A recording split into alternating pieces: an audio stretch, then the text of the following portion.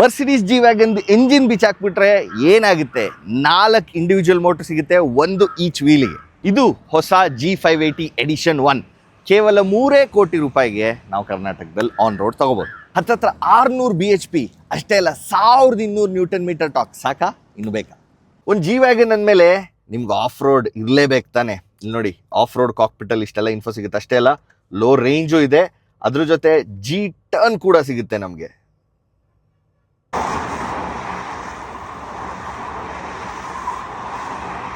Drive ಮೋಡ್ಸಲ್ಲೂ ಕೂಡ individual sport comfort ಬಿಟ್ಟು trail and rock mode ಸಿಗುತ್ತೆ.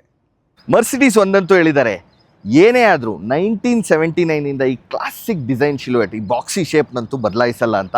ಒಂದು ಮಿಸ್ಸಿಂಗ್ ಇರೋದು ಎಕ್ಸಾಸ್ಟ್. ಹಿಂದೆನೂ ಇಲ್ಲ, ಸೈಡಲ್ಲೂ ಇಲ್ಲ, ಆದರೂ ಸಖತ್ತಾಗಿ ಕೇಳುತ್ತೆ. ಬನ್ನಿ ತೋರಿಸ್ತೀವಿ. ಇದೇ ಹೇಳಿದ್ ನೋಡಿ, ಸಖತ್ತಾಗಿ ಕೇಳುತ್ತೆ. V8 ಥರನೇ ಕೇಳುತ್ತೆ. ಈಗ ಇದರ ಫುಲ್ ವಿಡಿಯೋನ ನಮ್ಮ ಯೂಟ್ಯೂಬ್ ಚಾನೆಲ್ ಫ್ಲೈವೀಲ್ ಕನ್ನಡದಲ್ಲಿ ಚೆಕ್ಔಟ್ ಮಾಡಿ. ಹಾಗೆ ಲೈಕ್, ಶೇರ್ ಮತ್ತೆ ಸಬ್ಸ್ಕ್ರೈಬ್ ಮಾಡೋದನ್ನ ಮರಿಬೇಡಿ.